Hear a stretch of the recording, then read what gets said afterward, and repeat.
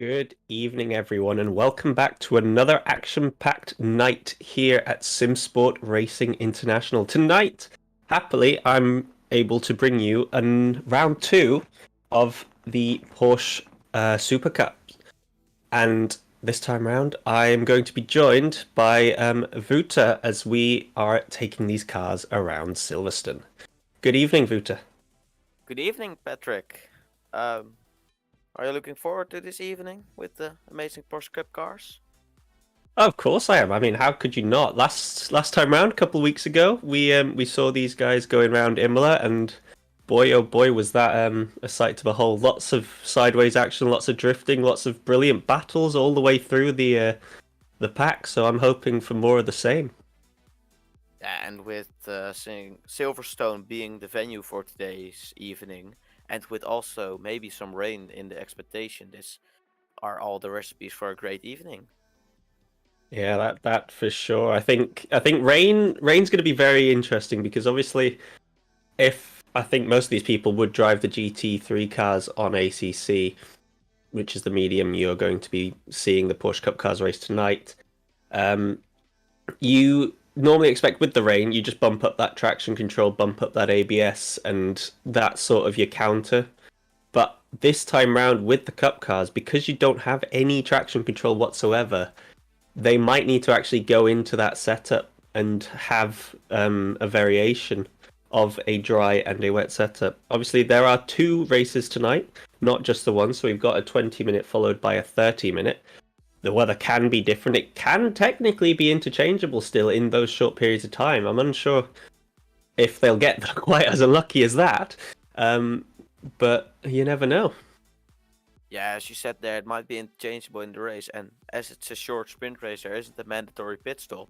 So it will also be tricky if there will be some changes in the weather, whether drivers will decide to pick the dry tires or the wet tires, and how their strategy will evolve with the little bit of strategy that is possible in such a short sprint race.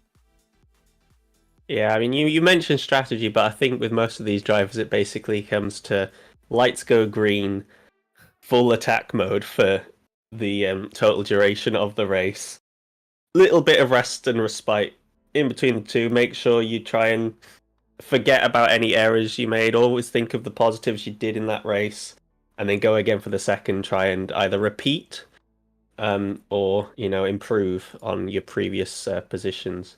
And speaking of previous positions, just thought I'd like to run you through the results from last time out at Imola, as mentioned earlier.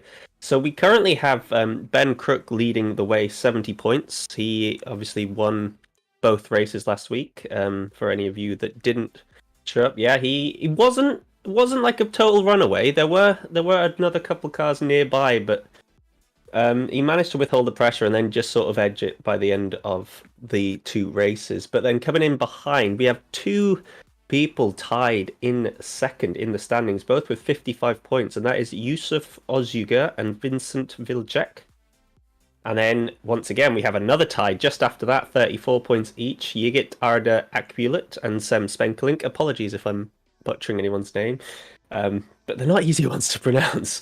And then again, just after that, there's another tie in the standings for sixth, where you've got Dan Lenson and Dave Jr. both on 32 points.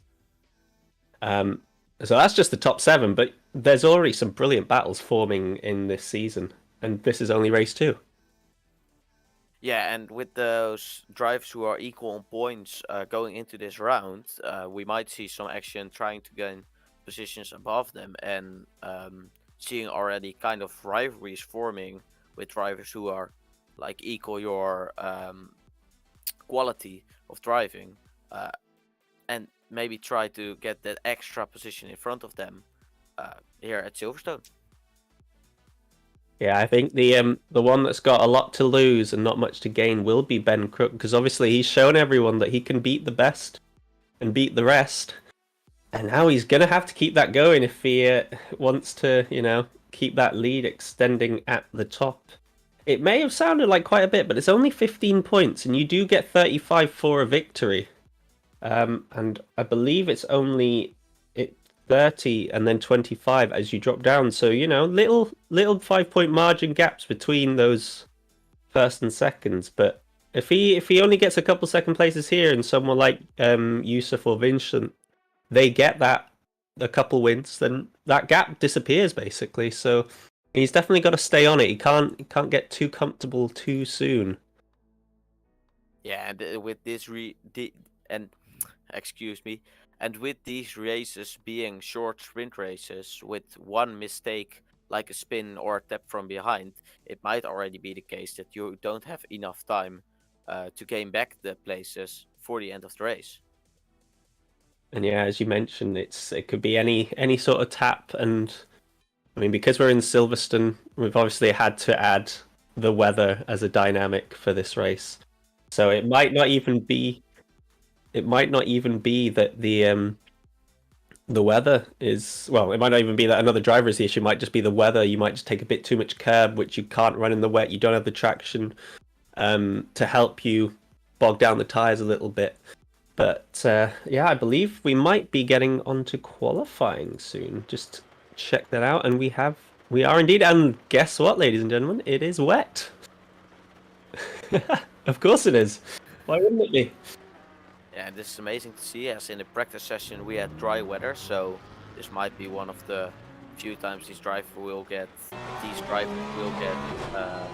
experience with wet driver, as Vincent Wilczek is the third to get onto the track and try to conquer the um, mighty Maggots, Baggets, and Chapel combination on their first meters out.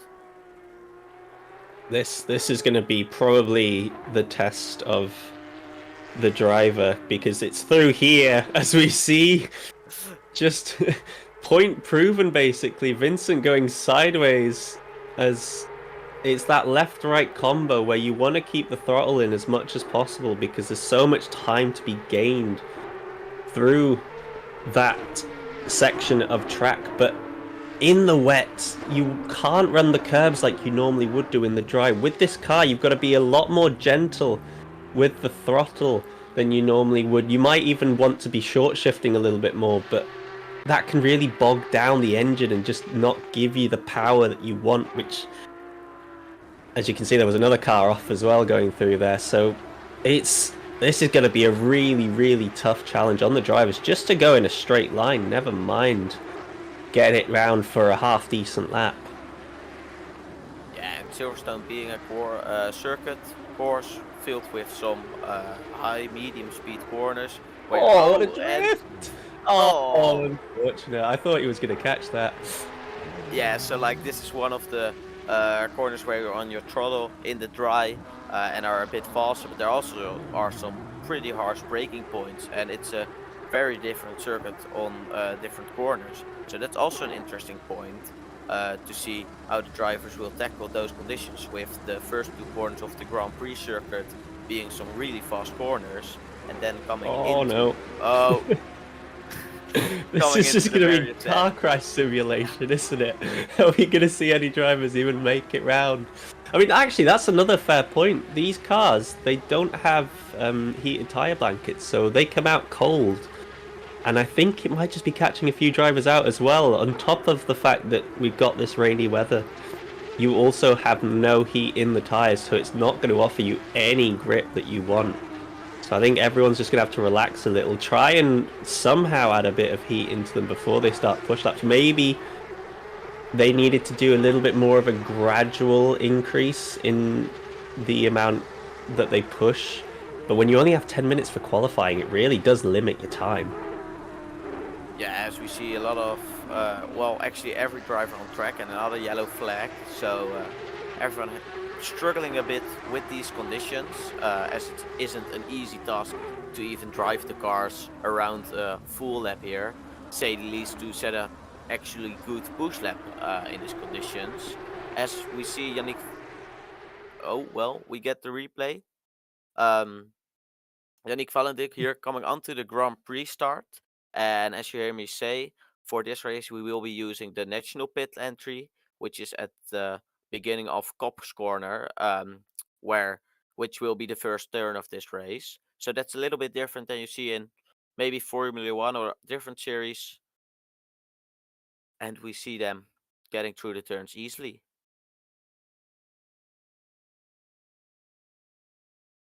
Just for reference, Valenduke is also in the cockpit at the bottom, so we have all his inputs as he's flying around the track right now, and you can see just how much he's having to fight the car. There is probably as much steering in the opposite direction to where the track goes as to where he's actually wanting to put his car.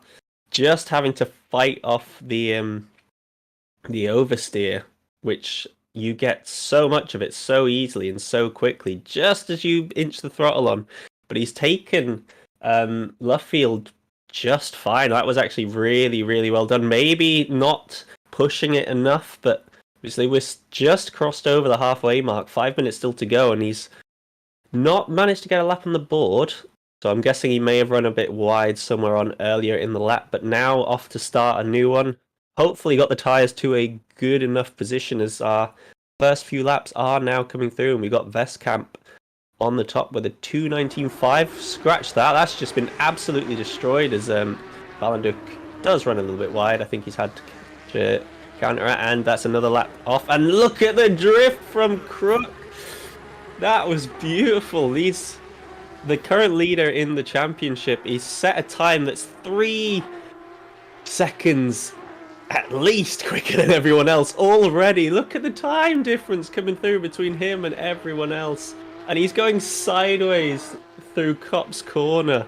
This man just seems to be on it with these cars. That is spectacular. Yeah, as we now see another times coming in from also Milot and Blue coming, and also maybe some other drivers in a few minutes, with those all being a few seconds behind. So you see when you really get the point where oh wow, Dave Jr. with 8 thousandths of a second behind Crew. Well, he might be trying to get those last few bits of time out, as it's just a shift on a different time or anything, which is the difference between the pole and P2 now, and then a few seconds. So you really see the people who can point their cars precisely on the turns and who can handle this car in these wet conditions good, which is a really hard task, can also gain a lot of seconds out of it. As you mentioned, less than a tenth between the top two, and that I think gives us a better measure of where the times are likely to come into it. I imagine probably the other guys third down to sixth, those that have set times, are just ones that actually kept their laps valid. As wow, we see Crook with a very, very wobbly moment going out of arena onto the national straight. He managed to keep it going in the straight line somehow, but oh, he's gone too deep. He was possibly a second up on that lap, but pushed the brakes too much, locked up the fronts, and all that hard work run away. And with the times as they are, with it being like a 2:16 lap on average, he's only, well, I think he might just about have time for 2 more if he gets this one right, as he's just crossed the line to start another lap. But everyone else coming past now is probably on their final run. Well, yeah. We'll have only, one more run to go once they cross that start-finish line. Okay, so Dave Jr. being 1.3 up on this lap, and also Vincent Wilczek, who is 1 second up about on the P2 and 3. So this might be coming down really close into the lead, into the battle for the pole, as Dave Jr. takes the last corner through Luffield and on the throttle to the line, trying to set his lap. Let's see where he comes. And it's P1 with 1.6 second to Ben Krug, which will try his best. Oh, and also Simon Willix with in the top 3. So Krug will try his best to. Oh, and that unfortunately is the end of Simon Wilkes qualifying, because he's just had a massive moment through Copse, and he's not going to be able to make it through to cross that start-finish line yet. He's not yet possibly realised, but unfortunately for him, a huge moment right at the start of the lap has probably ended his qualifying at the best position of third. But as you say, the times, they have come tumbling down at the start. Up at the top of the grid, we got a 2:14.5 from Dave, and I think that could well be track evolution, as it looked like that could have been a little bit too wide. I'm not quite sure how track limits work around this track. Sometimes you just have to keep 2 tyres on the curbing. Sometimes it has to stay within the white lines of the track. So we'll figure out with Ben. But I think, yeah, he's not on a valid lap. If you look at the map on your right hand side, there is a blue circle just under the number 8. So unfortunately, he has run too wide and will only have about 5 seconds after crossing the line to complete his lap. And the 2:12 is also going to get one more shot at it, which is Vincent Vilcek. But everyone else here now, as we're reaching the end of the lap for our newcomer Blue. It's got one more corn. 1.6 seconds up on this lap, which will, I think, only bump him up 1 position above Vestkamp. Actually, Malot's just jumped ahead of him, so he's going to take that position back. Yes, back to 7th place for Blue. 2.5 seconds down off the top. That is a considerable margin, but as you see, the times, the track is getting drier. I don't quite know exactly how the race weekend is set up. Let me just have a quick look for you. Is race 1 on the Saturday? It is, so it's 2 hours in-game time later on as wow, Richardson goes second, only 4.5 tenths slower than Dave Jr. So Crook now down in 7th as he's not been able to put a solid lap together. But we're sat here with Vincent Vilcek, and he's 4 tenths down as it stands, but he's got a little bit to go in terms of the track. He's just at the halfway point now, going through the F1 starting slots for the international pitch straight. Yes, so he's heading through there, and as long as he keeps it clean and tidy, he might well give himself a shot at taking that top spot. What do you think, Valto? Is he going to get it? Is Crook going to suddenly come in through with a blinder after a few attempts? Or is he going to run wide again like he has done previously? Oh boy, close. That was close. No, it might have been in the limit. Behind. Vincent's run wide. He's lost his lap. That's him done. Yeah, and with Crook, I can't say it yet, as this qualifying was very unpredictable till now. So we'll have to wait as he comes through the last corner on the throttle for the last straight to the finish line in P8 now, and we'll see where it ends in a few seconds, and it will be P3. Third.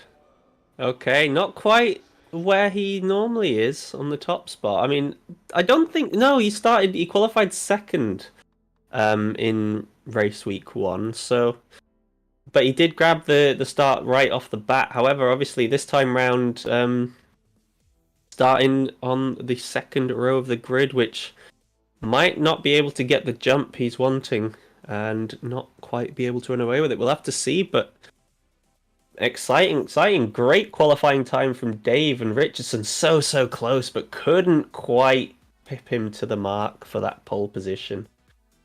Yeah, what first seemed like it might be a few guys just going out to the front and setting some really quick time, seconds from the rest, turned out to be a pretty damn exciting qualifying, with some drivers all being in a second at the front. So indeed, with Ben Crook being P3 and the other people in front of him, we might see him trying to dash through them in the first part of the race, and might see people taking a risk to get a better position to make up for their qualifying if they can't handle the wet so good.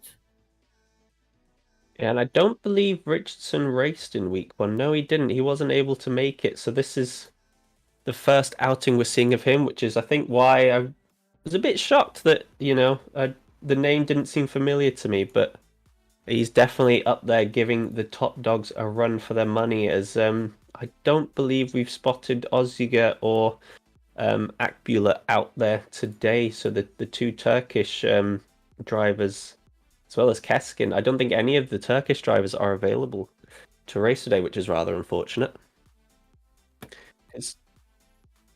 Yes, that's a good point, Chris. Yeah, there was the earthquake, so we hope that they're doing well, and obviously thoughts go out to everyone affected by that in Turkey. So I hope everything's okay on their behalf, and yeah, they are just taking it easy. But Yeah. yes, Wouter, how do you feel then going forward about this race? Yeah, I'm only expecting some exciting racing. So first 20 minutes, um, and I just hope to see drivers trying their best to get a position out of it, um, doing their best to make clean and nice passes. As it might also happen that someone tries to be a bit aggressive, which might take out one or two or three, um, or a lot of things can happen, as we saw some issues being in the GT3 earlier this week. Um, so I'm just hoping and expecting an exciting and clean and nice and a very fun race to watch. Question is it going to be dry? I think we got a little snippet just as crossed the line of what the grid looked like, and it didn't look wet. I don't know if that was just a little sneak peek or not. But we'll yeah, Chris has just told us it's greasy, so it's gonna be ever changing track conditions. It's gonna be really hard to start with because your tires aren't gonna be up to the standing that you would like them to be. You're gonna have to go through the pain early on, I think, or you're gonna have to go through the pain. I think we've got a choice realistically. If you're a driver, you can go for the higher pressure start on the in terms of tires PSI. So you'll have the bigger advantage to begin with, but then you're definitely going to have overheating tires by the end of this. It is only a 20-minute race, so maybe that could be the trick. There's not too many cars on the grid today, only 14, so it might take a little bit longer than normal for the track to get to fast, I think is what it would normally switch to if there was enough cars going through there fast enough. So very, very tricky question to ask themselves regarding that strategy. Do you go a little bit higher, or do you take what you would regularly use, maybe a little bit in between? What would you do here, Wouter? Personally, I would say, from my experience from a GT3, I think I would go like a bit with my normal PSI and try to take it easy. But that might be just me being used to to longer races and trying to make it up from there. As we see that it's now dry, greasy, and it won't be wet for at least the next half an hour. Um, so that will mean the whole race. As we say, Dave Jr. getting off from the grid for their formation lap, a full formation lap here around. So another opportunity to get the warmth in their tire. Um, because as you said earlier, no tire warmer, so they will be very cold coming out of the box. Yeah, it's all about warming the tires up for this, and I think maybe getting an idea of just how the track will feel to them.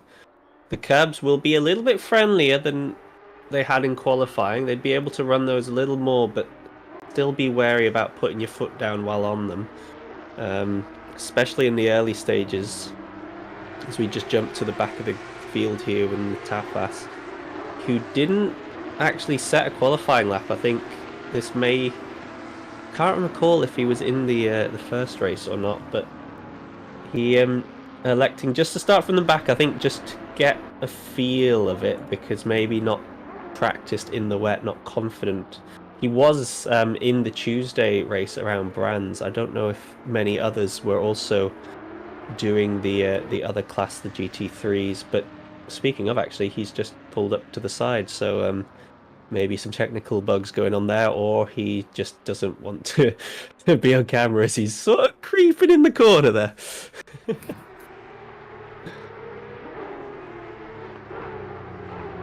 Yeah, if he doesn't end up moving, he may well get teleported back to the pits, so he's got to be worried about that. And yeah, there you go, just like that, on command, pops back to the pits. So I don't know what's going on there, but that's at the very best from now, a pit lane start. Yeah. So a quick run down to the starting order. Will be Dave Jr., Richardson, Ben Crook, Vincent Wilczek, Yannick Valenduc in P5, Willix P6, 7. I am almost scared to even pronounce his name to just not. I've been saying Akbulut, but Akbulut, yeah.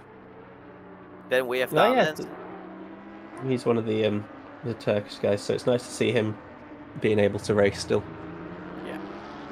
Then P8 Daan Lensen, Blue, in P10 Nick Vargas, Belot in P11, then P12 Tom Nijboer, and P13 Andreas Westkamp, and in P14 or in the pits we have Evan Natafs. So yeah, that will be the starting order for race 1. Race 2 will also be the same. The qualifying dictates both starting grids. So even if there has the unfortunate happenings of a little mix-up, a little bump up, or just, you know, a little bit of a slip slide and slosh into the walls, as you'd probably expect the grass to be a little bit wet and damp. And actually, if you look at the track, it's just turned to green, so I think if anyone did jump for what I was saying initially of higher pressures to begin with, they're going to be in a bit more pain, a bit quicker than I was imagining, as we now head through the final corner, just about to go through Woodcott here, onto the national pit straight. Cars in position, just doing their final bits of warming up, which in certain grids it's not quite legal anymore to do that once you're too wide. I think it's fine here. I'm sure no one's going to get called out on it, and it's just waiting for the lights to go green. Slightly odd grid, as I think Richardson had the jump on him before they got to the start finish line, but he is on the outside, and just like that has to give the spot back. A little bit of mind games being played from the start. Crook not quite able to get a jump on anyone as he would have liked, as they begin the first move through Maggots and Beckett's. It's clean so far. Yeah, we saw Dave Jr. being on the inside, a little bit behind Richardson on the start, but he still holds the inside, which translates into a P1 for now. As they come onto the straight, he's slipping and he is actually alongside. They will go side to side into the snow. And Dave Jr. still holds the inside, but now Richardson being under attack from Ben Crew. Well, he's managed to hang it around the outside, so Richardson's now got the inside corner. Very wide from Junior, gives him a lot of respect. Great respect being shown from the two, and Crook almost looking to pull a Lewis Hamilton while Leclerc and Perez get all tangled up, but couldn't quite find the space or get his foot down fast enough, and actually looking like he's going to be under a bit of pressure from Vilcek just behind, as this quartet of cars look to have just pulled away a little bit from the others behind. Yeah, they have pulled away a little gap already now from the rest of the field, but they are still also quite nose to tail there, as actually Richardson has the lead taken away from Junior with half a second gap between them. So I will expect Dave Jr. trying to do his best now, getting back to close as possible to Andrew Richardson, with also being Crook in his back and the rest of the field coming through there. We luckily saw no big issues. Sadly, we still see Evan Natafs in the pits with the 74 car, so I don't think he will be driving in this race for now on, as Andrew Richardson takes the finish line in P1 from the first lap. So furthermore, there aren't big changes in the grid. Yannick Valenduc getting up one position. 66 is in the pits. May have missed something further down in the field, but that's unfortunate for him. As you mentioned, Evan not actually driving, but he has now come out the pits. He's a lap down, but he's sort of just sat around the back of the main pack, so I'm not too sure if he's had some technical issues or a little bit of a home emergency. But thankfully, he is now driving, and even though he's not too sure what's happening, he is able. Well, even though he's not going to be getting positions, he's still hopefully going to have a nice little battle with the few around him. As we can see in the top left here, Crook trying to apply a little bit of pressure now onto Junior as Richardson's just flying away at the front. He's already got over a second gap. Just managed to get those tyres warmed up. Maybe did what I said, getting the pressure a little bit higher. But if he has done that, we're going to see him get pulled back in surely later as the track ramps up and goes from green to fast to... I don't quite know if we'll get optimum by the end of this race. We're already almost a quarter of the way through it, just in what feels like a single lap. But these guys from second all the way down to fifth now, actually. Very, very close together. Valenduc had a good start. He's made up a couple places, I believe. And Crook, from looking like he might have been on the offensive, suddenly has to make sure he's keeping a good eye out behind him, because these two are not giving him a moment's notice. Yeah, with cars battling behind, Richardson actually pulled a little gap with around 1.5 seconds, 1.6 seconds. As we see Melot battling with Tom Nyboer in for P10 and P9. And we're trying to hang around at the back of Dave Jr. So the nice split screen we see here, with the field being a bit spread out now, even more. So no nose to tailing or even a little bit going to the grass, as we see in the background. And everybody following each other through the S's here at Silverstone, with still luckily 2 laps completed, no issues, no crashes, no spins. Already seen hard racing. Yeah, the bright red car of Ben Crook, right and center on screen. Obviously, not quite looking like he's going to keep up that 100% win record in this one so far. Only a quarter of the race done, still 14 minutes 50 seconds to go, but he's having to look... Well, now actually he's looking like he's on the offense, because I think Dave Jr. just went a little bit wide there, and he's managed to just get a little bit of respite from Vilcek behind him, as Valenduc and Wilkes are getting very, very close together, that trio. And I don't think you can count out Lenson behind. He's sneaking into the picture, so it initially looked like it might have just been 3 for the front. Now Richardson's running away. He's basically 2 seconds up ahead of everyone else. He just has, as the clock has ticked over in the top left, that delta. But everyone else so close together, so tight, these battles. And I mean, Silverstone is a very twisty track. It's all about keeping the momentum and the flow. One mistake, one little sort of twitch, look at that, as you see Valenduc went a little bit deep, and I think Wilkes got a little bit too eager to capitalize, went a bit deep, had a little slide, and you can see just the difference it made. It's dropped him off by a little bit more than half a second now. And speaking of, on the other side as well, I think Vilcek's having to run a little bit more in the mirrors than he would like to. Gone a bit wide there, doesn't want to get too many of them, because track cuts are easy to come by here at Silverstone, and you definitely do not want to drive through in a 20-minute race. Yeah, with a drive-through almost certainly being out of contention for a good position for this race. We see the driver still getting to the maximum of the track of the car, and trying to get the toe on the straight from the cars behind.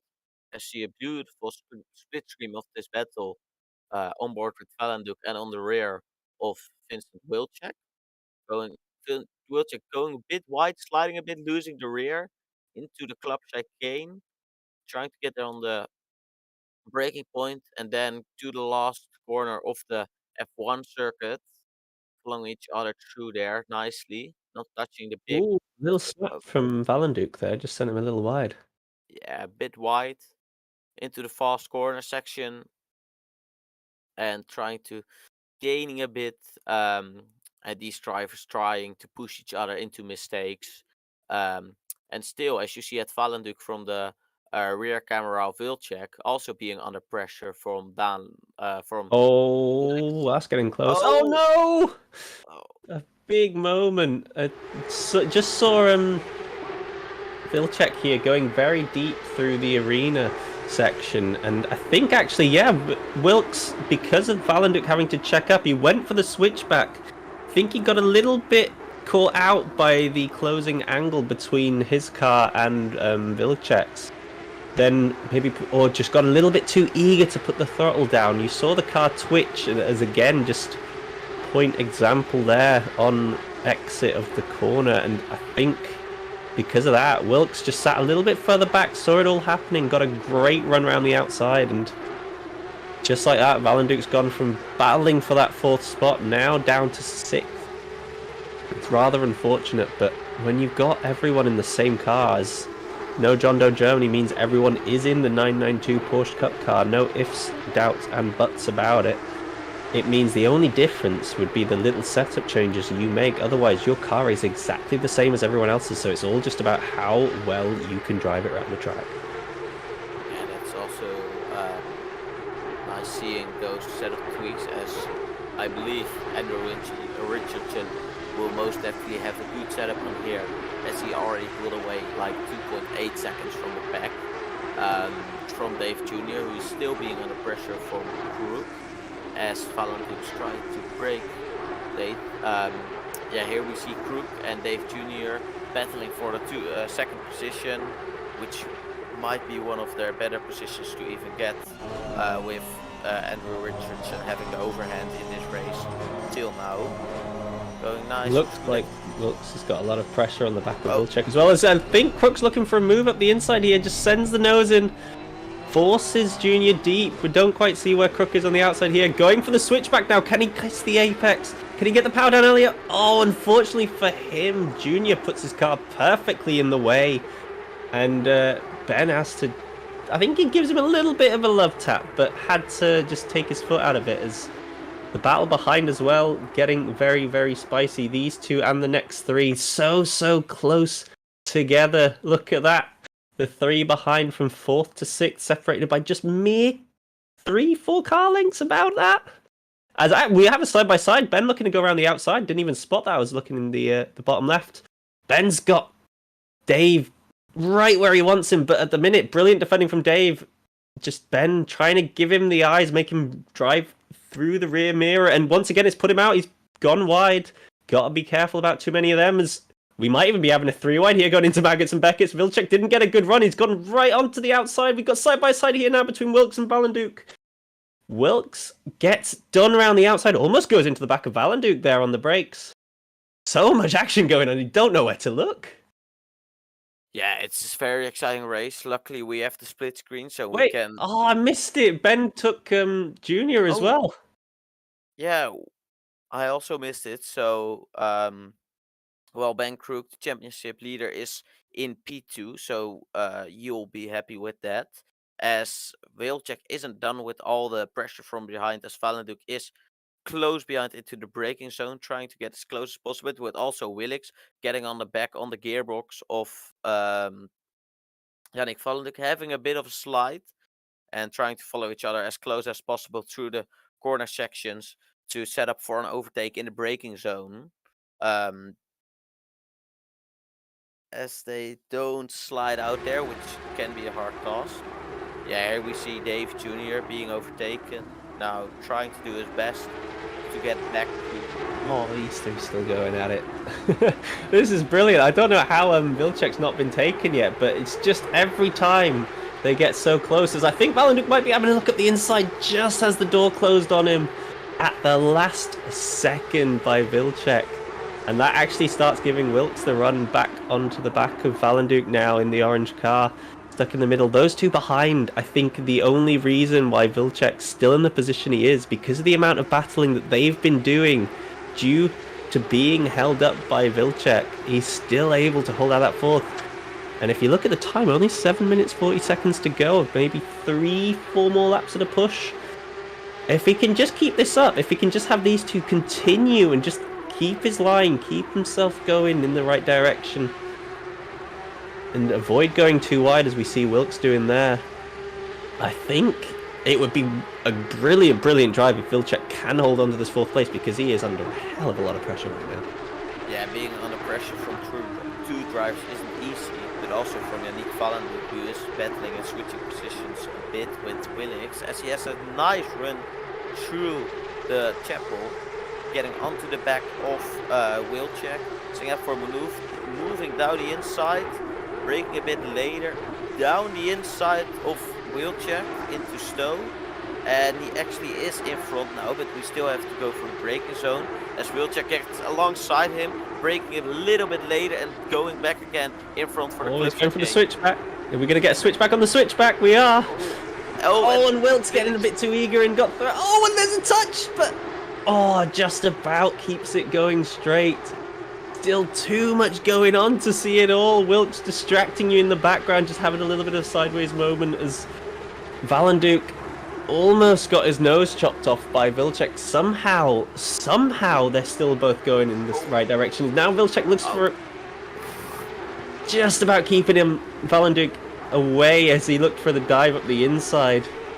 Now big slide. You can see the tires screeching as they left the tread on the road. The track moving too fast. I don't know when that happened. There's been too much going on to have even been paying attention to that.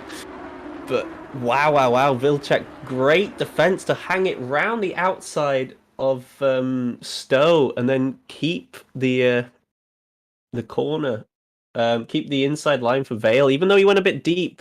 Just the way that the track flows through there is really, really hard to make the overtake possible. As if you look down the bottom here, we have another battle going on. I'm not quite sure who those two are down there.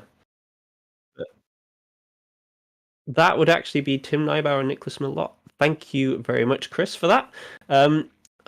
Where are they in the battle? I think that's 9th and 10th. They've been going on for a bit now, I believe. They were having a little bit of a fight early on, and they're still going at it. 5 minutes to go. And if you look at the top here on the top left screen, it's still 100% pressure being piled on by Vallenhoek onto the back of Vilcek. Vilcek, yeah, and Wilkes still just hanging it behind. I think there might be another look at the inside. Thinking about it, but it's not really where you want to be. You almost want to be forced around the outside there. Vilcek have to go defensive here. He's not. He's left the door open. And does give him the corner here, but they're going to be compromising each other. Look at Wilkes coming up from behind, and yeah, he's actually made the move. Been forced a little bit wide there with a tap. Now Wilkes looking like he wants to go around the outside. They almost touch the squeeze from Vilcek, and now he gets bumped in the rear as well, sent through. There's so much going on between these guys. They're having such a great battle. I don't know how they're all still going in the right direction, but somehow one of them has got past Vilcek. He didn't quite manage to hold them back for the full 20 minutes, and I think just like that, you're going to see Vallenhoek disappear down the line, and now Vilcek's lost one battle. He now has another 4 minutes to hold back the advancing white car of Simon Wilkes. Will he be able to do it? Wouter, what do you think? Yeah, he showed some amazing defensive abilities on Yannick Vallenhoek, which also was harder for Yannick Vallenhoek to pass, with also him having Wilkes behind as they go into them penultimate lap of this race. So he only has to keep in a back behind him for, I believe, only 2 laps now. And he showed it's capable if he don't run wide and might risk a drive-through. But it's just amazing and lovely to see these drivers getting absolute their minimum with almost touching each other, even sometimes a little bit of touching each other without crashing each other out or spinning, and still going on, as Wilkes has a way better run out the corner in the slipstream, looking down the inside on Wilczek. This doesn't mean the move's done though, even though he gets the inside here. If Vilcek can hang it around the outside, no, he's just been taken through Stowe, and I think that unfortunately is going to be the end of the battle, because those two look so much quicker stuck behind Vilcek. Yeah, And Lenson actually still there. He's still there. He's just hanging around. You can see him just on the edge of the screen now in the top left, just about creeping through. yeah, Dan Lenson still hanging there on, and Wilczek did an amazing job with keeping two very fast drivers behind him. Now I think he'll just set his mind to, okay, I'll try to follow them as close as possible and not lose any more positions to finish eventually fifth or sixth when the position bar will update. Um, so amazingly clean battle, a great overtake from Simon Willett, getting that better run out of Chapel, um, holding onto the inside and then actually getting the run, as we saw some drivers getting on the inside of Stowe, but losing it at the braking for Club. Um, so amazing job by him, and he will be looking to chase down Yannick Valenduc and maybe even try and get him now without the driver in front giving the tow to Valenduc. Yeah, Valenduc not quite having the gap I expected, but we just saw a massive moment from Tim Neibauer, who was all over the back of the ninth place car there, number 22. Unfortunately, just went a little bit deep going through Brooklands and has thrown that gap away. I think that's gone from half a second to 1.5 seconds. As you say, it is definitely going to be the last lap now, as our race leader, Andrew Richardson, who's had a very quiet race, but a very brilliant race, just nipped it on in the first lap, started P2, took the pole, has since slowly just grown that gap more and more. I think it may have come down ever so slightly with Crook getting that fastest lap, but not enough in the time. It took him a little bit too long to dispatch Dave Jr., and so Richardson's had a blinder of a race, just took the lead and just slowly moved away further and further as we see him now in your bottom right-hand screen, heading through Abbey, down towards the arena section. Only the final sector really to go now that he needs to get himself through, and then he will be your second race winner of the season, the first race winner of the night. Crook with obviously a great fight back to P2, but it's not quite done and dusted yet. As I say, there's still a couple corners left, and these cars are very easy to throw the rear out if you just get a little bit too eager.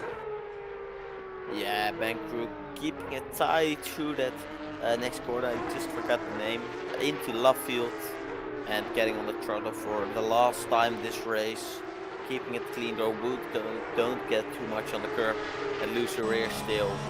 As Richardson goes on from P2 to win the first sprint race of this weekend of this day, with Ben Crook in P2 with the fastest lap and Dave Jr. eventually in P3, with then Yannick Valenduc with the overtake on Wilczek in P4, Willix in P5, Wilczek in P6, Dan Lenson hanging on to P7, Blue in P8, and then we'll wait for the next cars to cross the line, as we still have a little bit of a battle going on at the end here down the bottom. We've got Akbula and Vestkamp fairly close together, but I think Akbula's just had a few awkward moments at the back there. We just saw him having some big slides through Club going onto the international pit straight, and I think that may just be the difference. Actually, no, it's the other way around. Sorry, Akbula here on screen. I think that was Westkamp, so he may have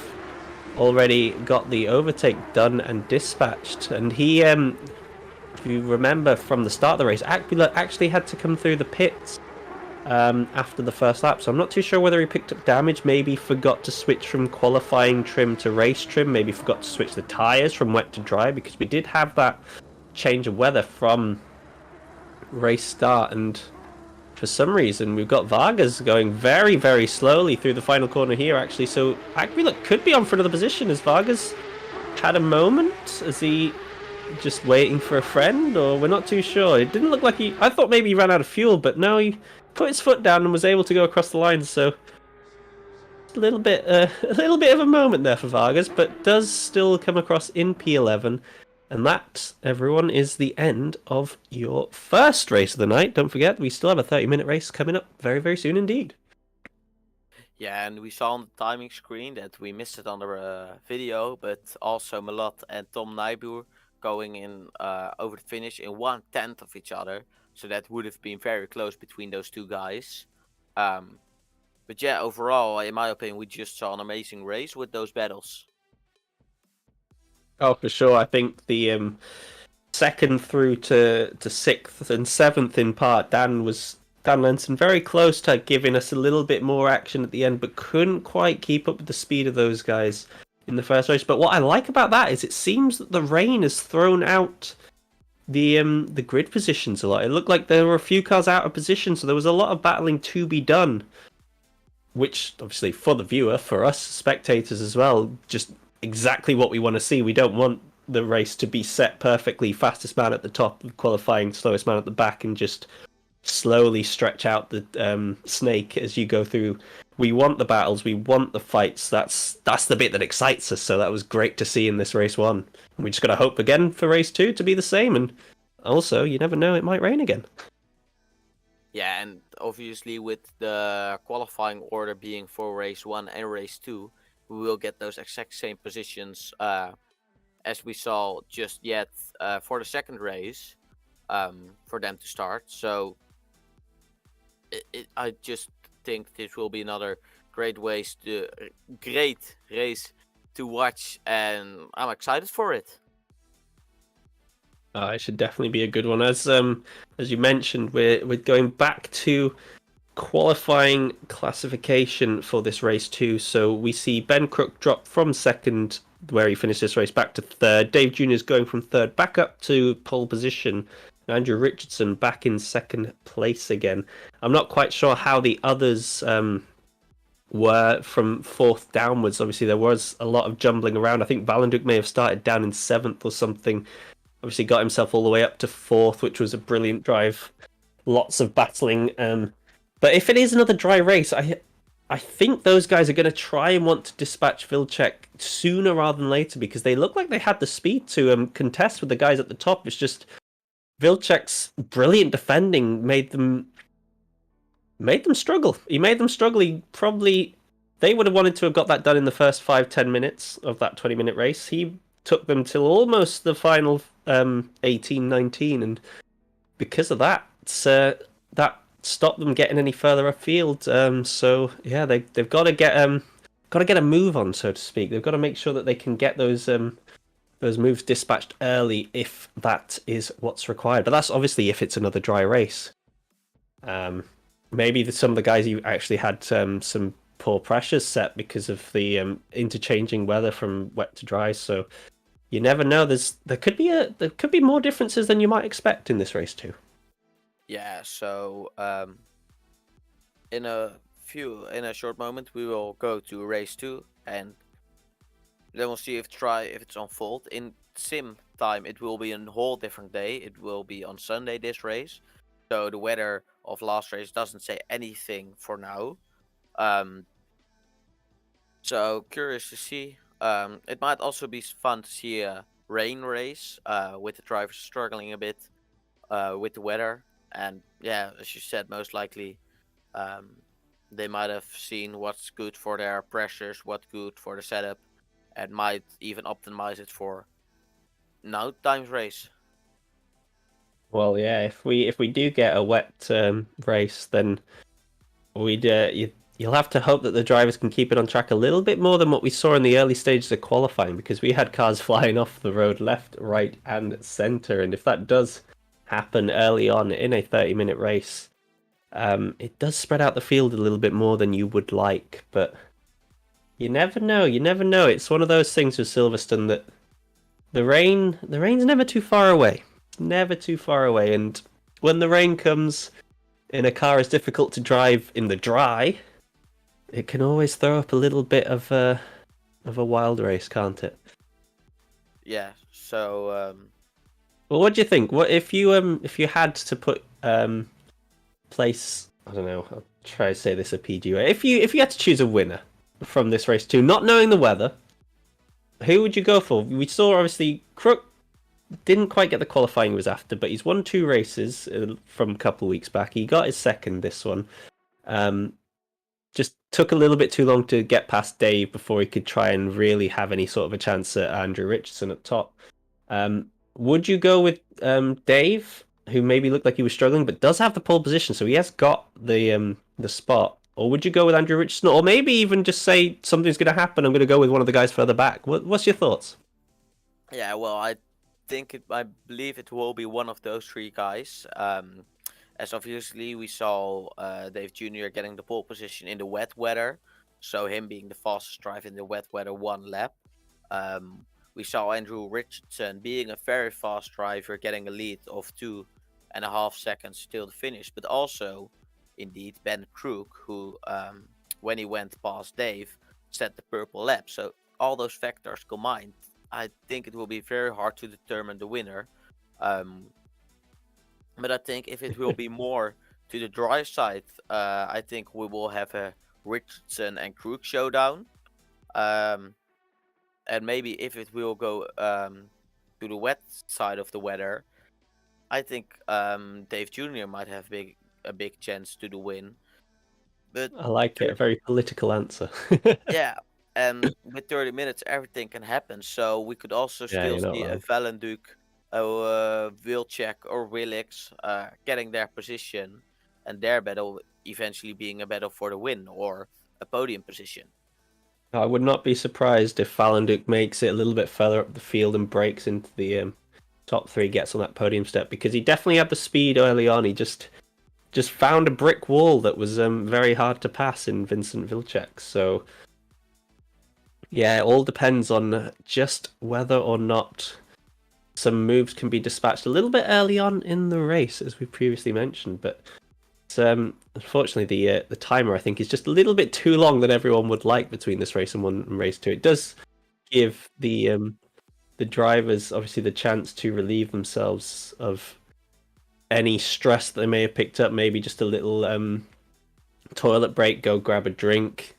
When you're driving nose to tail with some other cars for a full 20 minutes, even though it's just 20 minutes, in terms of like driving stints, obviously a lot of these guys probably do the endurance races where you're doing an hour and 15 without breaks, sometimes even double stinting, sometimes triple stinting. I believe Valenduc did last year's charity race, did the full 12 hours on his own. So, they're definitely guys that can go for a while. But when you've got that much pressure on you in a car that demands that much attention and that much focus, it can really take it out of you in just that short stretch of time. So yeah, I think we're about 2.5 minutes now away from the start of race two. So drivers should be getting back into their rigs. Be nice to say seats, but we've just had news actually from Chris that it is pissing it down. A very British term for saying it is very wet, ladies and gentlemen. So yes, I think Dave might be the happiest driver on the grid here. He did put it on pole, but you got to remember he was only 45 hundredths ahead of Andrew Richardson. So it's still all to play for. That's not Dave's race to walk away with now. Yeah, and with the wet weather, as we saw in the qualifying, every driver will have a tricky condition, and we'll see if they will be able to keep it on track. And this might also be more of a race to get your car on the track and drive as fast as possible, but still don't spinning out. Because I guess when you will try to overtake someone too much, take a bit of a risk, and eventually spin out, you lose more time than you will gain, and will put you to a lower position. So it will be interesting how this driver will tackle these conditions. Yeah, as you say, it's like almost always. I mean, when you've got, say, two competitors either side of you, if you're the meat in the sandwich, so to speak, you also have the other bigger sort of opponent in the weather now being your major competitor, because you can't even forget about that. You've got to focus on a whole nother aspect of the race now because it's also wet. But it is going to be letting up a little bit by the end of the race. We do have a 30-minute race here. If you look to your top right, you can see the weather radar, and it's currently in 10 minutes going to be decreasing in in rain just a little bit. Still got the 2 bars of rain, so it'll still be quite heavy, but just not quite as bad. But then by the end of the race, we're only going to see 1 bar, so it'll get more to like light, a much lighter rain, which should hopefully, once the drivers start getting the confidence in, that'll just help boost the confidence more and more. The lap time should be getting quicker and quicker. The drivers, therefore, getting more and more aggressive, but that also means you might just push it a little bit too much when you do go for it by the end of the race, especially if there's a lot on the line and we still got drivers as close by as we did in that race 1. And just as I have a quick look at chat, good evening to Adam, good evening to Dave and to Nadia. Thank you very much for the sub and welcome to the Simsport Racing International community. If you do want to look at the Discord or check out any of the beautiful stuff that we have on offer, please check out, I believe it's in the description, all the links should be there for you to come join us if you ever wanted to get involved too. As you can see, there's plenty of spots available on the grid if any of you viewers would like to get involved in the next one in a couple of weeks' time. So please do hop in and check us out as we have the drivers just trying to warm up their brakes and their tyres for the start of this race too. Yeah, and with no tire warmers, we said it already a couple of times. Even in this wet weather, this will be a tricky task to set up the tires to a good temperature to start the race and directly have control of the car. So see the drivers driving on the formation lap, trying to get those little bit of the heat in the tires, overtaking each other, braking. Well, it isn't just very wet the track, but it's pouring down heavily. It's raining cats and dogs. I believe that's how you say it also in English. That very much is, yes, that is the term. So this race I only expect it to be crazy.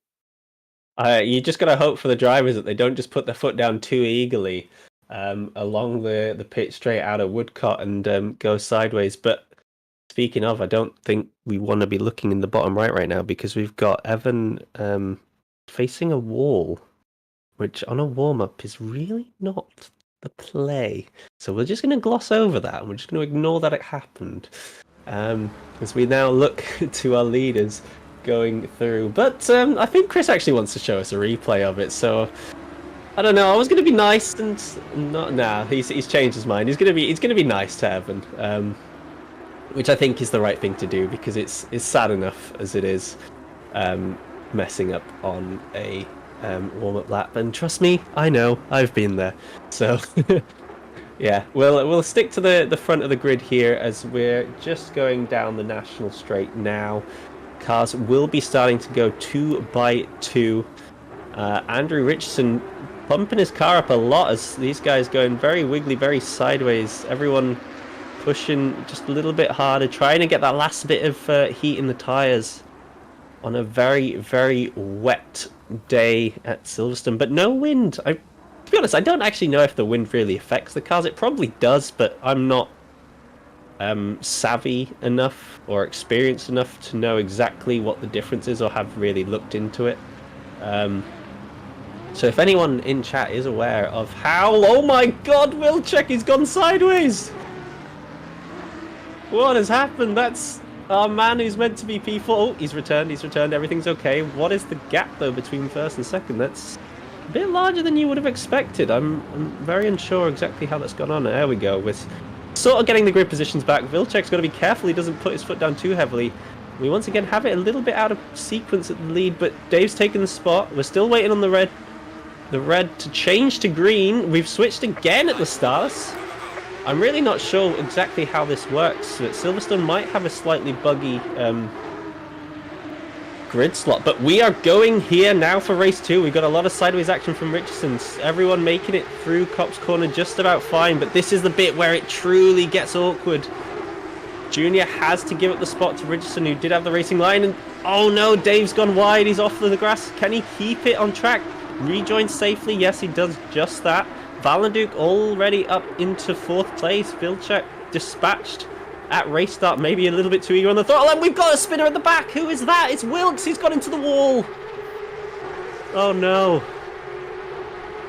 Yeah, Wilkes in the wall, and Dave having to go on the runoff strip, or I don't know how you would call it here, which means that Richardson has the lead again, which he already took in turn 1, which with positioning his car in the boundaries of the start, and with that being a bit in front of actually the P1S. No, it's deep from both of them, and Dave is dropping down the field just further and further back. I think he's down into 8th now. Yeah, boy, this is not the start you wanted. Oh, he's going sideways again, and we've got another sideways moment from the yellow car behind. Everyone's switching places. We've got a side-by-side here going into Abbey, which is not really a spot you want to go too wide, but they've made it stick. Vilcek losing a spot to, I'm not quite sure. I think that was Blue now. Junior trying to go around the outside. We've got another car just next to him. These two going tapping again. Vilcek gets the catch. He's just about hanging onto the car right now. It's all happening. Somehow, oh, there's another huge moment just behind, but the cars are just about going in a straight line. Somehow we've got the snake together, and Vilcek sideways again. Now the two cars behind are going to be pushing on. I think this might be Tim Neibauer going around the inside here into the corner.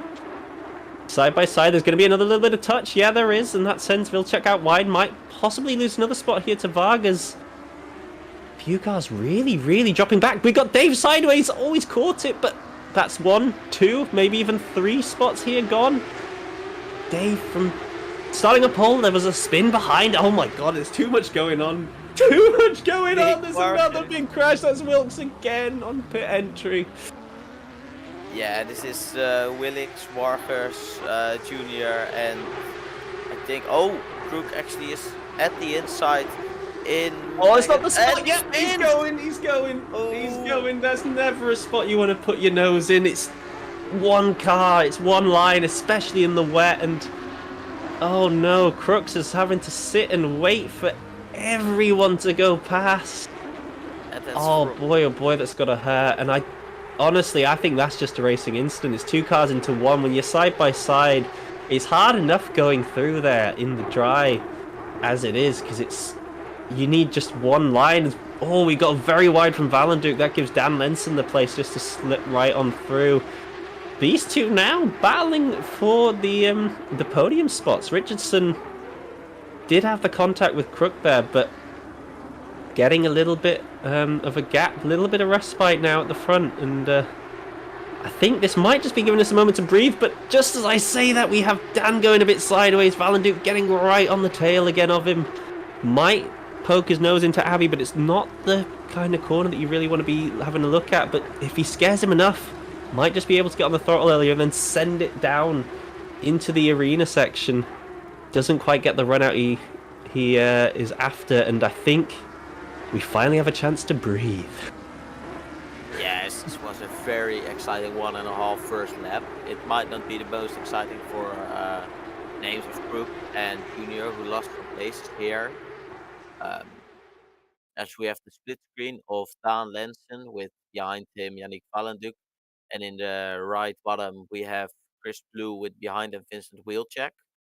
So Blue actually getting into P4 with every driving, spinning around and getting some taps, and he's just cruising around there with now Wilczek and eventually Naibu in his back. So he'll be trying to keep those guys behind. As the field is spreading out a bit, with Dan Lenson actually setting the fastest lap now, which quickly goes to Wilczek. You might see it go further back in the field as Wilkes is spun into the wall. This is not his race. No, it's not at all. Poor Simon Wilkes. He's been off right at the end of the first lap, halfway through the start of the first lap, and then didn't even make it to lap 2. I think his car is probably going to have a little bit too much damage. He tried to fight on, but it's got to be tough. I mean, look at the conditions out there. Nadia saying that it's a slippery race. I think that might be a little bit of an understatement here. You can just see how hard it is for these cars to still be going in a straight line, and yet most of the guys are able to do that, but a little bit deep from Chris Blue. Is he able to hold on? Vilcek putting a lot of pressure on. If he's able to hang it around the outside here, he might have the inside line, but goes very deep. The 2 cars behind also going very deep. but just about holding on. And we've got side by side behind. We've got Akbula and Dave Jr. Dave trying to start the clawback to a more respectable position based on where he started. But Akbula always almost gone into the wall. Looked like he was just about to lose it, but manages to reel his car back in. And unfortunately for him, after just losing the spot to Dave Jr., has got Tim Neubauer now all over the rear of him. Yeah, and above still, Vincent Wilczek in the back of Chris Blue, trying to get his position out of there. He's side by side going through the kink onto the straight, Oh, he's got a and he great got run him. there, yes. Brilliant. Got his nose in, had to force Oh, and Blue to go wide, but look at the dangers that the curbs pose. You do not want to be getting on the painted stuff. and I think actually, Vilcek just showed us exactly why you want to avoid that, because his car became so squirrely. yeah, and as you might have missed, Akbulat on the bottom right also went wide on the grass, so also lost the position to also Tom Nyboer, I believe. Oh, he's gone wide again. Oh yeah, he's That gone was an wide odd one. again. That one looked really awkward because it just suddenly snapped on him and sent him into the grass. But he's had a bad lap, bad end to the lap there. He's lost so many places. He was up in 5th, I think, at one point, or maybe just about 6th. And Dave suddenly on 6th and right on the back of the battle we were just watching between Vilcek and Blue. He's I think he was maybe a little bit flustered at the start of the race. It caught him out a little bit more than he was expecting. Didn't quite have the tyres up to the right temperature. A bit eager. Has a big snap on exit, but is still closing onto the back of Blue here. Is he going to send it through into Stowe, or is he just going to sit behind and wait for his moment? He's just going to apply a bit of pressure. We did see Blue go a little bit wide here on the last lap. Now taking it a bit easier. But I think Dave's looking at making a move. He's signaling that he wants to send his nose down there. He's going for it late on the brakes. Great respect shown by Blue as well. And actually, Dave gets it all wrong. Just a bit too eager on the throttle. And just like that, the gap grows a little bit more. Yeah, as on the bottom right, we see Yannick Valenduk and Daan Lensen battling hard for that P2, which profits our leader again, Andrew Richardson, at the front, having a lead of 2.5 seconds again, and the fastest lap now. So he'll be. Oh, Oh, we've got a moment. I believe that's him in the grass. That That's is what has happened Richardson. there. And Valenduk's just taken the lead of the race. I don't want to say that I commentators cursed it, but I think you might have done, mate. oh. Yeah, no. Well, Valenduk and Daan Lensen just became the battle of first, with still Richardson being behind them directly, so not miles behind. He will try to regain his first position, which he took from all the laps till now. As Dave Jr. is again on the back of Chris Blue, and as you see absolutely nothing through that window when you're in the spray of the car car in front. Into cops, looking to brake, Oh, not hit him, not go down the inside. look at the soaring action. Oh, look at the sideways car ahead in Blue. I think that's the move done in dispatch because, yeah. Oh, that's closer than I thought. Blue managed to catch it a bit sooner and little bit sideways here from Dave Jr. Not quite getting the line he's after, but nervy moments. You can really see it in the car. Look at all the counter steering and soaring at the wheel that Dave's having to do just to keep that thing going in a straight line. But Yeah. I'm so intrigued to know what happened to Richardson there, because he, as you were saying, he had a 2.5 second gap. He was way out ahead, nice and comfortable, and then suddenly we see him rejoining the track at the end of the arena section, and bang, he's dropped to third. Yeah, as we see all of these drivers having some issues while battling, but those problems can also occur when you're driving by yourself, as you see how hard it is just on the view of Richardson battling with his steering wheel, left, right, using the famous word of Doc Hudson, turn left to go right. Uh, and those words will actually come and play here very hard with these almost drifting cars in this weather, as Valenduk is still leading. So now the pressure will be from Richardson to Dan Lenson, I believe. Well, said too early. Yeah, Valanduk's dropped way down. What's happened there now? We've missed that one as well. So another big mistake from the race leader at a similar part of the track. And suddenly Lenson, who sort of fell away in race 1 down in 7th, has picked up the lead of the race here, and he's got a bit of a comfortable margin over Richardson. Yeah, I believe. What has gone on there? I believe I won't be saying anything for the race again. It's true. It's the same spot. You've said another thing on the leader, and they've gone again in the arena section. Yeah, I think you just need to watch further down. Yeah. Also, there are some pedals. As you see, drivers in 3/10 of each other. Tom Leijboer, Crook getting back through the field, already being P8, and the pylons being thrown over the track, as we just saw. It's a fierce battlefield. Oh, we got side by side further back. Yeah, you just spotted that in the rear of the image. They might just about sneak through here in the back of Valanduk. Blue, Neibauer, and Crook having a three-way slog here. Crook, as you say, was battling for the top spot with Richardson at the start of lap 2. Had the unfortunate attempt of pushing 2 cars into one at the start of Maggots and Beckett's, but it looks like he's got the run on Tim Neibauer here. Neibauer's making sure to squeeze him. Does look like he's going to offer the spot. However, just Crook brakes early, and just like that, we don't see any move taken there, as there was a yellow flag on the start-finish line. Akbula looks to have said farewell to the server tonight after ending up, I think, facing the wrong way on the straight. And Tim's facing the wrong way. Speaking of Caster's curses, they're all coming out now. Very, very unfortunate for Tim Neibauer. Just a little bit too eager on the throttle, and great evasive maneuvers from Crook to snap away from that in the opposite direction and still keep control of his car as well, because that's one of the things where in these sort of conditions, in these sort of cars, if someone's going sideways in front of you, it's so easy to either follow them because you panic and you put your foot down as well, or snap the other way and lose it rotating the wrong way around. So unfortunate for Neibauer now. I think he drops all the way down to 11th.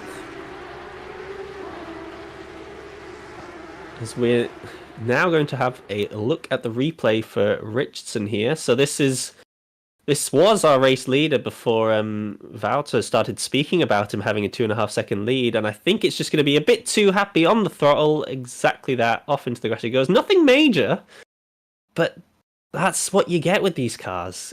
Because of the lack of traction, you have to be so gentle in the wet, damp conditions. And unfortunately, a slight lapse in concentration from Richardson has dropped him only down to 2nd now, because I imagine Valanduk did the exact same thing, as he was previously in the lead and has now dropped to 4th. But so far, so good for Dan Lenson, who is leading the race here with just about the halfway mark to hit. Yeah, Dan Lenson doing great, as he was a bit in the background at the last race, behind the 3-guy battle, as Andrew Richardson looks a bit down the inside, but doesn't go for a move there, and trying to keep as close to him at the back as possible, but is now leading the race with all of the expectations we did at the beginning thrown out of the window. And I don't expect just get a winner, and can't say anything about a possible result, as this is still a heavily battle going on, and the conditions we see, it's just everyone's game. Everyone is still in it to win it. Yeah, and Vilcek, who was having a very backwards moment at the start of the race, he was dropping down the field, is now in 3rd, as I believe we're going to get a replay of possibly what happened to Valanduk. That will be shown in dual screen, so we still have the joys of watching this battle for the race lead too. And speaking of, well, I'll get to that in a second. So here's Valanduk. So this is, wow, a big dive from Richardson, and Valanduk just took exit stage left and off he went. A lovely little rotation, little ballerina dance, and there you have it. That's how that race lead was lost. So I think technically we've not actually had a proper overtake for the race lead so far. But just as I was going to mention, that gap from Richardson to Vilcek was 1.8. It then dropped to 1.2. Now it's just over a second. Vilcek is coming in.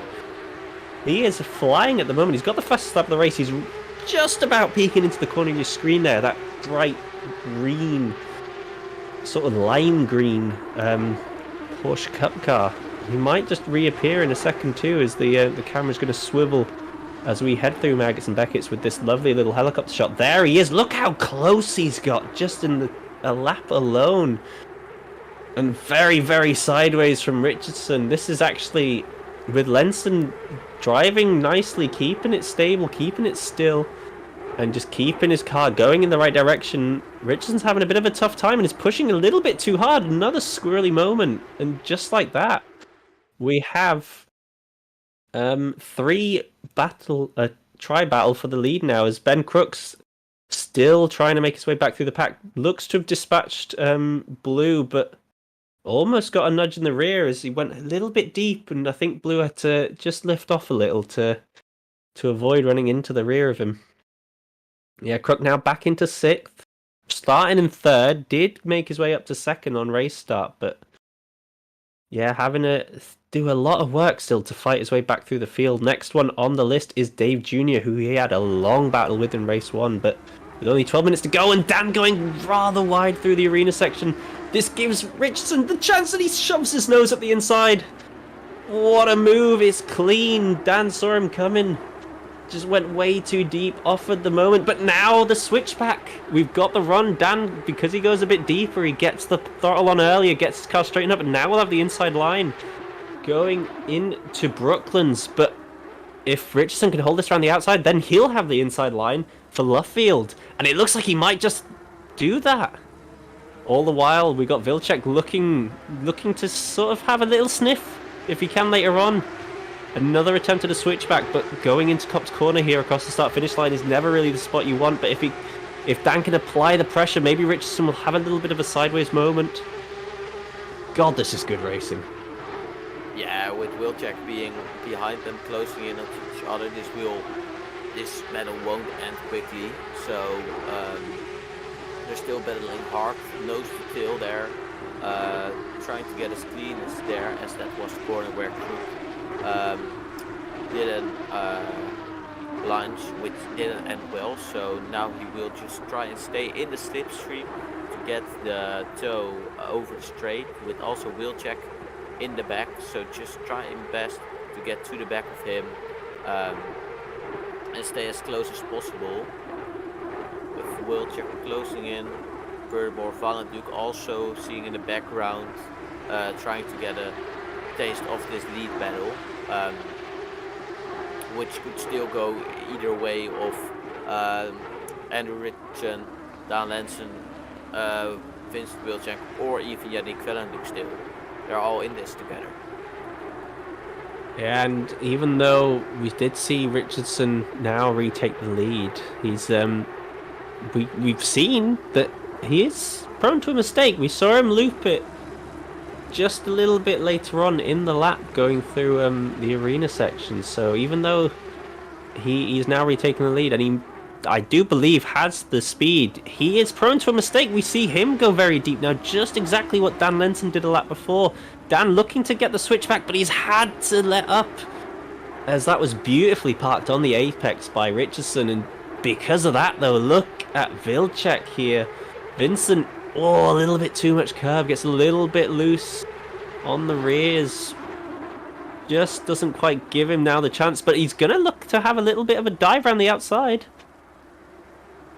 3-wide battle here for the lead of the race. Andrew Richardson not getting away like expected him to, but Vilcek goes wide. That gives Dan a little bit of respite, looking in the mirrors. Now can just focus on the man ahead once again. And I think that might only be just about a second separating the top three, just over. 9 minutes to go. This is up for a big ending as Dave takes the fastest lap of the race, so I don't think we can discount him yet. And speaking of, actually, Ben Crook comes through Another big sideways moment from Richardson. Now Dan Lenson's going to go around the outside, but we saw 2 cars into one. Didn't go last time round. Oh my god, they've just about kept it going, but Richardson's into the grass. Lenson's here going to look up the inside now. Vilcek round the outside. Somehow there's been no contact between these cars yet, and I think Vilcek might be able to make the move stick. Richardson coming back onto the track. Just had Lenson hold up a little bit. Side by side here still, second and third. Richardson somehow the beneficiary in all this when he was the one going off the track in the first place, but I think we might just end up positions set as where they were prior to the start of this lap. Yeah, this was a crazy move. Luckily no one got spun around or even with a touch. As Vilcek goes down the inside, little touch, and Valenduk almost through goes Valenduk. But also him getting involved really hard in this battle now. These 4 will go down to fight each other hard as they're as close as possible to each other. With Richardson getting a bit of profit with these 3 diving into the insides of each other, so he can have a little breathing moment. But still, this won't take a rest real soon. Ooh, Dan's gone deep. Dan went a little bit deep there. Just gonna give Valenduk and Vilcek a little bit more of a look into the rear, but if you spotted on the camera, I think that is Dave Jr. just poking his nose in. That's a sideways moment again from Vilcek. He's really not enjoying those curves. He needs to stop trying to take him. It's a bit of a dive. It's a hell of a dive, and it's too much from Valenduk. Straight into the back of Vilcek. Dave Jr. says thank you very much. Here comes Ben Crook as well. Gets another couple positions. Just a little bit too far back to really go for a dive there. I think he realizes as he lets Vilcek retake the position, just a bit too much from too far back. In these conditions, it's never quite going to work. Maybe just locked up the brakes. That'll be one, I think, that it could end up going to the stewards post-race. But unfortunately for them, that drops them out of third and fourth, right off now, down to 5th and 6th. They lost 2 places. It could have been worse, but it could have been better. Vilcek most likely being a bit angry with Valenduk there, as Vilcek was side by side with Lenson earlier that lap, so we know they have the pace as we see them driving in the background at the back of these 6 cars, which are going against each other for the win, with Richardson again in the lead, but he will most likely not be happy with the move of Valenduk and now try to keep his head down and close the gap to Crook as much as possible in the 6 minutes which are left in this race. With Richardson leading and Lenson behind him again, and now actually Dave Jr. and Ben Crook are back there behind them. Yeah, somehow after all of this, and Ben's big off at the start with the contact between him and Andrew Richardson, he's only now 8 seconds off the lead, which is quite a feat. But there has been a lot of action going on at the front of the field, so you don't know. There's still 5 minutes and 35 seconds where a little bit more could happen, and Dan's not giving this up yet. He's looking for this race win. He's still within a second of Richardson, and Richardson, as we've seen a couple of times now, is prone to a little bit of a mistake here or there. Has gone a bit deep, has gone a little bit sideways at times, so if Dan can just keep himself close enough, I think he might quite have an opportunity to grab this race win. Yeah, he's been the most consistent driver at the front here by far, because he's been the one that's just gone about his own race, and that's exactly why we see him here in P2. Yeah, he's driving very clean till now, just staying on the back of Richardson, maybe trying to force him in a mistake with a bit of pressure from behind. So Richardson also trying to keep the head cool, with about 3 laps left, now trying to be as close as possible to each other, as there won't be a lot of opportunities left in this race even. Yeah, further down we have Junior and Crook trying to get back to them, but not yet in a position to actually fight them. So they hope to be at the back of them at the end of the race to maybe get a position out of it.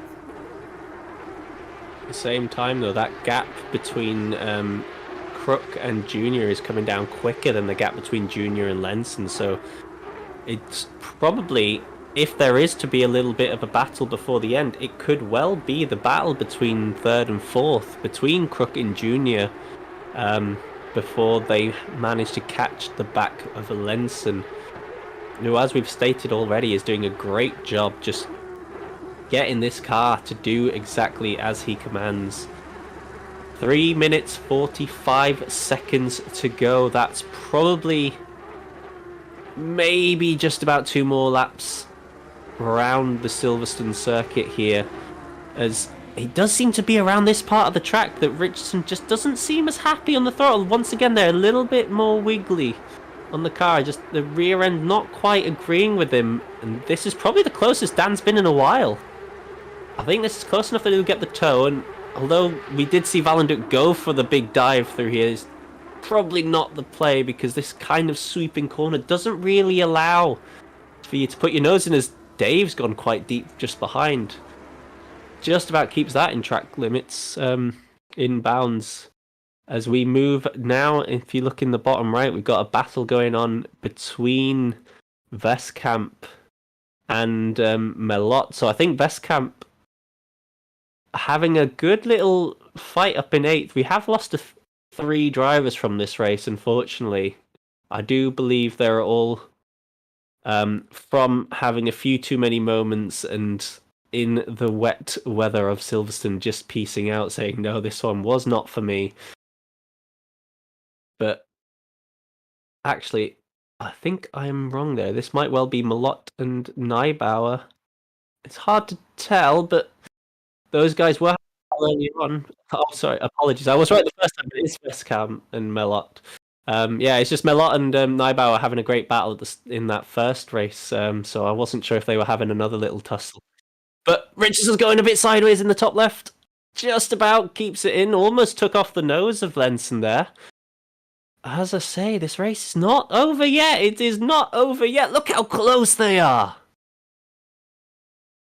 Yeah, they are on both screens really close. So even with the tricky conditions, it's crazy to see these drivers tackling these cars and weather situations for already about 20 something minutes in their penultimate lap. So they have to make their positions now. So we might also see some riskier moves right now as Lenson breaks a bit later, trying to get a position there or just locking up. Tries to follow Richardson down there in his sector which isn't his strongest point. So he will definitely try and get those positions for the win and get a move done in the next couple of corners, as he only has 1 lap left after the next corner. Unfortunately for him, that's just given him so much time for Richardson just to have a little bit of a rest, because he was all over the back of him, but going deep into the arena section is just cost you so much time. But if you look at it now, I think the gap's basically even between Richardson and Lenson and Junior, and then Junior and Crook. So we could be on for the last lap fiasco, as we did just cross the start-finish line, now going through Copse Corner. So this top 4 battle for the race win, I think we might see a position switch. I don't know where, I don't know how, I don't know what, but you cannot rest up right now if you are one of these top 4 drivers. And look how much Dan is going for this. Look how heavily he's pushing the car through the curves. He's got all the confidence in the world right now. He's right over the back of Andrew Richardson.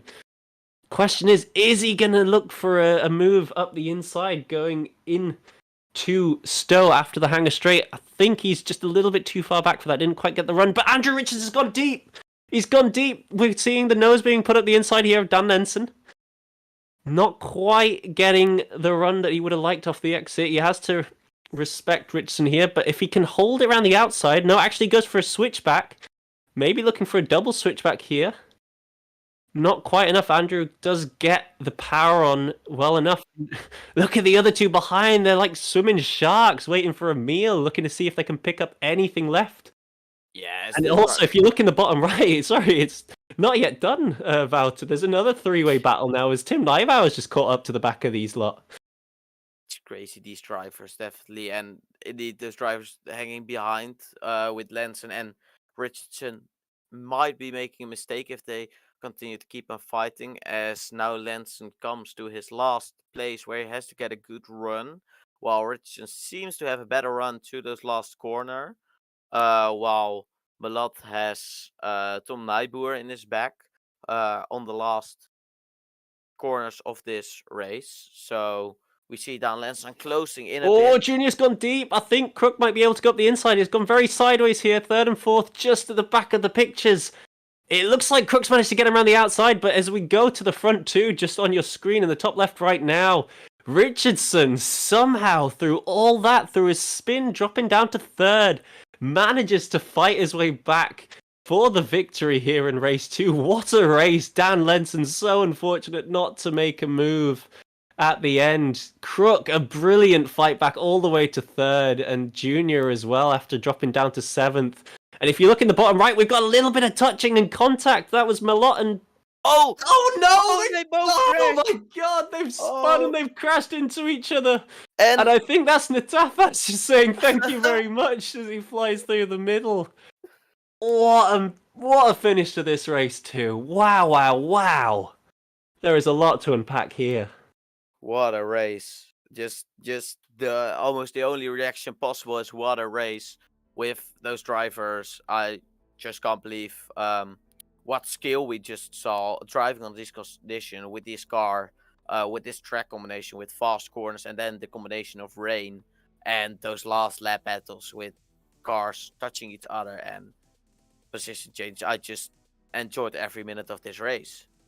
And people say you can't have an exciting race with a small grid. I think that is proof right there that if you have the drivers willing to go for it and you have the track conditions and the car set up for it, wow, you can get some brilliant racing. And just think, if a few of you watching this thought, oh, you know what, maybe I'll actually give it a go, maybe I'll try myself, we could have twice as much action, and it's hard enough to follow as it is, so it'd be just so exciting. But what a day of racing here at Silverstone. Wowee, that was brilliant. I've got to say, that is probably the best racing I've watched in a long time. Excitement start to finish. I'm pretty lost for words, to be honest now. That was perfect. Yeah. What a race. And as in the interview, we actually have a two-time race winner of tonight, Andrew Richardson, as he's here. Hello, Andrew. Good evening. Well, congratulations on both race wins, first to say. Thank you very much. We're almost speechless here, seeing those You sound very relaxed. Yeah. Yeah, no, I'm. I can assure you, I'm not, and I'm very sweaty. Unfortunately, it was hard work. That one lapse in concentration, as I found out, this car bites. Oh yeah, I mean you had the weather to deal with on top of it in this race too, but wow, you gave us a show. You four at the end there, what were you, within a second of each other all as you crossed the line? That was brilliant. Close. Brilliant racing. Thank you. Yeah, it was to be honest, my first wet laps in this car around here was qualifying, so I'm a bit shocked I did so well in the race and in qualifying, to be honest. Yeah, well, the qualifying you're only like 4.5 hundredths off pole, so you know. Yeah, it was my last lap and it was my only valid lap, so I really scraped through. Luckily, it was good enough, but yeah, in the race, I really didn't have the pace towards the end in the wet in the second race, and yeah, I was just hanging on. It felt like a bit of a roadblock, but Yeah, well, Dan was trying his hardest to get back past you once you'd pipped him earlier on after your little mistake. But how did you regain mentally after that? Because obviously, when you'd picked up like almost like a 3-second lead, and then you just got a bit too eager on the throttle, as you say, a little lapse of concentration, and off you went into the grass. So it's got to be tough to make sure you regain your sort of mindset, not think too much every time you go through there, and also not be too safe, because yeah, you'd lose too much time, wouldn't you? yeah, absolutely. I mean, it's a lot of the race, both the first race and the second race, I just was trying to be smooth and safe, not really pushing, because you're pushing, this car starts sliding, and it's very easy to spin round, as I found out, as I say. But yeah, it's just a case of head back down. I had 2 or 3 cars in front of me, so I had a target to aim at, and yep, forget about what's happened. You can't change it once you've done it. It's a great mentality to have. Well, yeah, you had a much, I think, calmer race 1, to say the least, in the dry. You sort of just pipped him at race start almost, and then slowly drove away with it. I think it was helped that Crook, who was probably going to be a close competitor, was held up for such a long time by Dave. So it really just gave you the margin to sort of breathe a little bit easier, I guess. Yeah, definitely.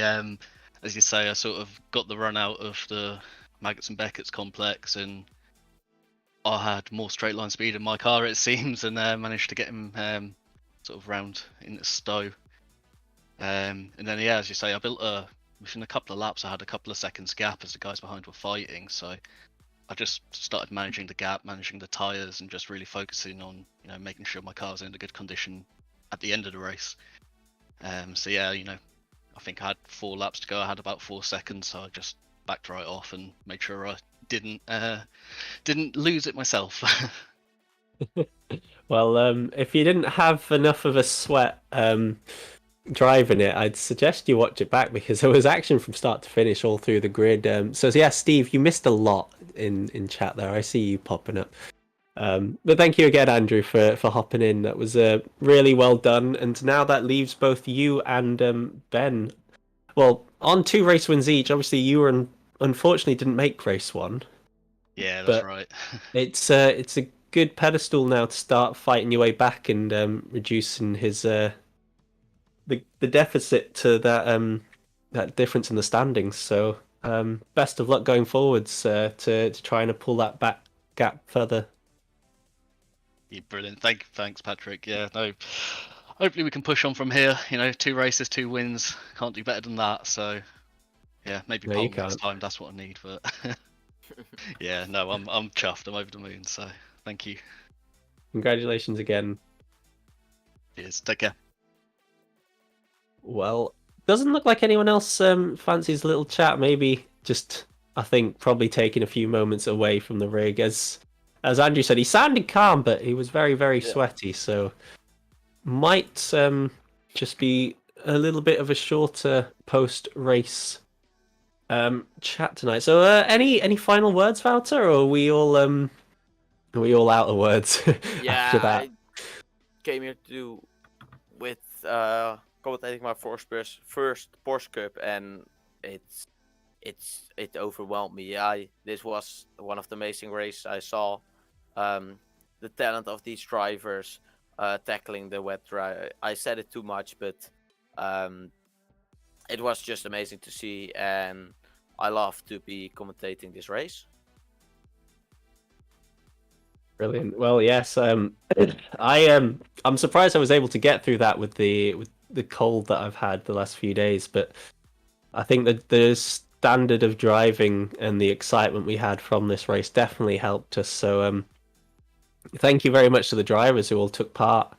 Obviously, if anyone watching does want to get involved, as I stated earlier, please get yourselves in the Discord and go get yourself signed up. This is run every other Thursday, and we've got plenty of other events on as well if Thursdays aren't quite your thing.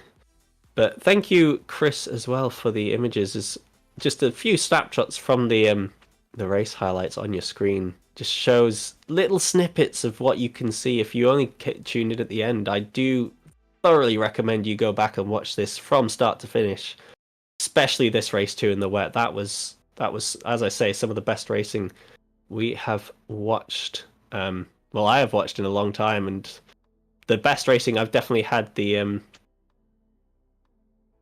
joys of being able to commentate over. So yeah, that was just brilliant overall. But as I say, if people want to get involved, if people want to watch more racing here at Simsport Racing International, we have streams every Tuesday and Thursday at the moment going on. 4 different leagues happening. We've got a GT3 league here on ACC. We've got a GT4 league here on ACC as well. We've got obviously this Porsche Supercup one that you've just watched, and then we've also got one happening on Race Room. And that's, as I've mentioned, Tuesdays and Thursdays alternating weeks. So if anyone wants to get involved with that, if anyone wants to watch that, please do get yourselves involved. And to say the least, in 4 weeks' time, we will start the endurance season at the 6 hours of Laguna Seca, which I believe there are also still spots on the grid for, if you fancy an endurance race in ACC. You'll be racing against myself as well, who's going to be taking part in that. So, you know, if you want to have a go at a caster, feel free. Sadly, I won't be there, but for the rest of the season, I might be present. Well, I think that's everything from us tonight here at Simsport Racing International. So thank you all for tuning in. It's been a pleasure, and I hope to catch you guys around on the next one. Thank you again, Chris, for the images and for the broadcast tonight, and as always for getting it all running and working as smooth as possible. But I believe that is all from us tonight. So once again, thank you very, very much for tuning in, and I hope you all have a lovely evening. Good night.